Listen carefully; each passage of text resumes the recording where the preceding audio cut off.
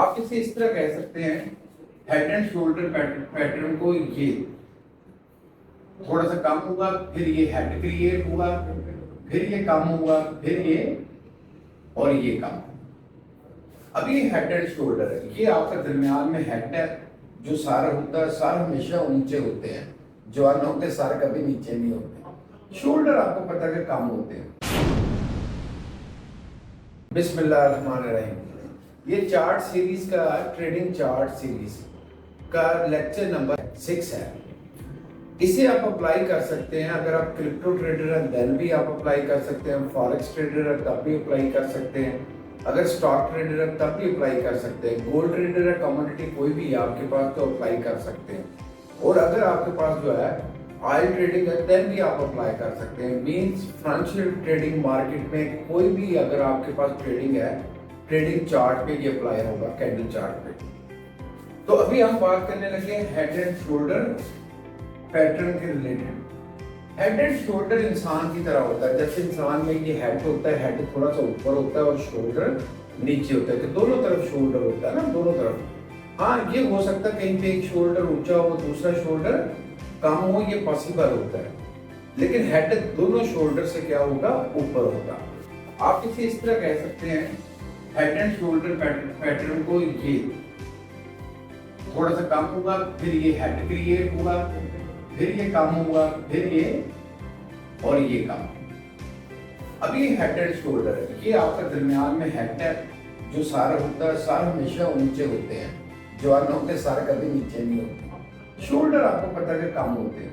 अब इसमें फर्क हो सकता है, शोल्डर ऐसे भी हो सकता है कि यहाँ पे बना हो, यहाँ पे, यानी थोड़ा हो, ये वाला शोल्डर हो ही ना, यानी शोल्डर ऊपर या नीचे हो सकता है।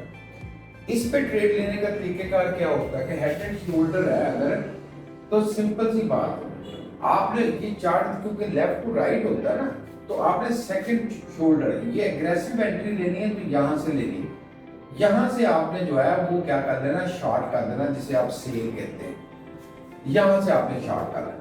और अगर आपने ऑप्टिमल एंट्री लेनी है तो नेक लाइन उसकी क्रिएट करें, नेक लाइन क्रिएट करें। नेक लाइन को जब ब्रेक आउट उसका हो यहाँ पे, तो तब उसको शॉर्ट कर लेंगे। करना आपने शॉर्ट ही है। 70 to 80% ये सक्सेसफुल है। और देखें, एक तो इसका टाइम फ्रेम याद रखें, जो भी चार्ट पैटर्न मैं पढ़ा रहा हूँ वो आप अप्लाई करें तो कोशिश करें वो 1 आवर पे अप्लाई कर लें, 4 आवर पे अप्लाई कर लें, 1 आवर पे कर लिया करें। ये आपके लिए सूटेबल है क्योंकि इसमें आपको प्रॉफिटेबिलिटी ज्यादा होती है। ट्रेड कुछ ऐसा आपकी चलती रहती है, 4-5-6 घंटे आपकी ट्रेड है चलती रहेगी, लेकिन रिटर्न भी आपका अच्छा होगा। एक तो उस पर अप्लाई करें। और पैटर्न मैंने कहा था, जब आपने देखना हो कोई भी पैटर्न, तो जो ट्रेडिंग व्यू का चार्ट है उसको नैरो कर लिया करें, ठीक है, उसको जूम इन की तरफ ले जा करें, कि उसको बिल्कुल छोटा कर लिया करें। एक वो छोटा होके जो है पैटर्न जरा वाज़ेह हो जाते हैं, आपको फौरन पता चल जाएगा ये हेड एंड शोल्डर पैटर्न जो है बन गया। अच्छा, एक और बात भी बताता हूँ, अगर आप ट्रेडिंग व्यू को पेड कर लेंगे तो वहां इंडिकेटर में आपको सारे पैटर्न मिल जाएंगे, लेकिन वो पैटर्न तब अप्लाई होंगे अगर आपने ट्रेडिंग व्यू को सब्सक्राइब किया, उसका प्रीमियम बाय किया हुआ, तब वो चलते हैं, अदरवाइज वो नहीं चलते। ठीक, ये हेड एंड शोल्डर है। और इसी को अगर उल्टा कर लें नीचे की तरफ, कई मतलब होता है ना कि एक्सरसाइज करते हो तो लोग साथ नीचे करके टांगे ऊपर कर लेते हैं, तो इसको उल्टा अगर कर लें तो उसे इन्वर्टेड हेड एंड शोल्डर कहते हैं। इन्वर्टेड हेड एंड शोल्डर यानी कि उसका कैसे होगा, ये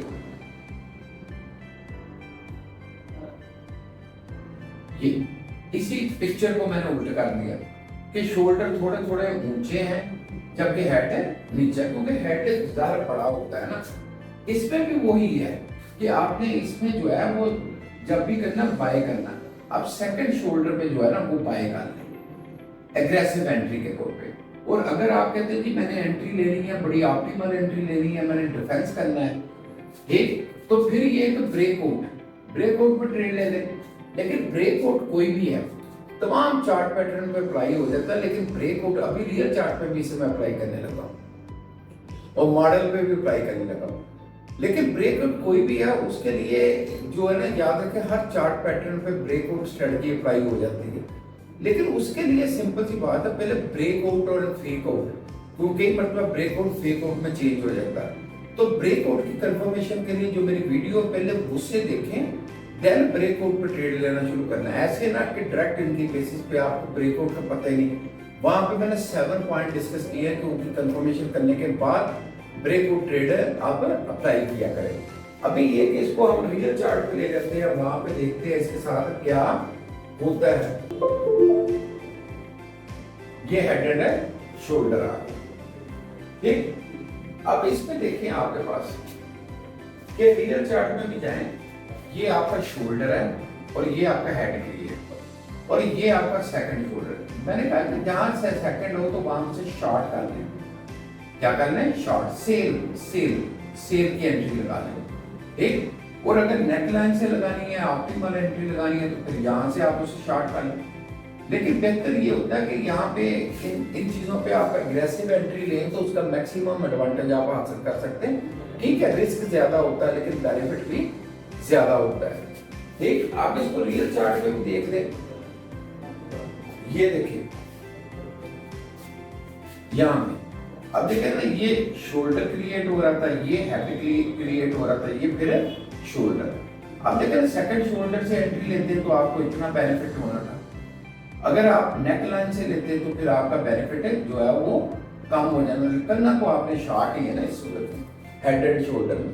इन्वर्टेड हेड एंड शोल्डर में तरफ आप जो है वो चेंज हो जाती है कि अगर इन्वर्टेड हेड एंड शोल्डर है तो वो ऐसे दिखाई देगा आपको। उसमें भी मैंने कहा ना, एंट्री आप सेकंड शोल्डर से ले लें, उसमें बाय करना होता है, यानी लॉन्ग करना होता है, पोजीशन बाय करना है तो उसे बाय कर ले, वरना नेकलाइन पे एंट्री करके उसको बाय कर ले, ठीक।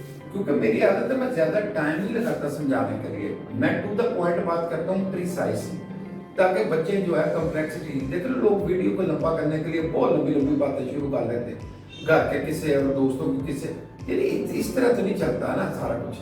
ज़रा आपका टाइम भी कीमती, उसको वेरिएबल देखते हुए मैं आज की बात कर रहा हूँ। अब ये देखें ना, इस पे इन्वर्टेड हेड एंड शोल्डर देख लेते हैं, inverted head and shoulder pattern देख लेते हैं। ये शोल्डर बना, ये आपका हेड बना, ये शोल्डर बना। मैंने कहा ना कि हेड एंड शोल्डर में एक शोल्डर छोटा एक बड़ा भी हो सकता है, लेकिन हेड से ज्यादा नहीं होगा। एग्रेसिव एंट्री यहाँ पे बनती थी, वरना नेक लाइन पे आपकी जो है एंट्री बनती थी कि आपने लॉन्ग करना था पोजीशन को, यानी बाय करना था अपने प्रॉफिट के लिए। अभी के लिए अल्लाह हाफिज।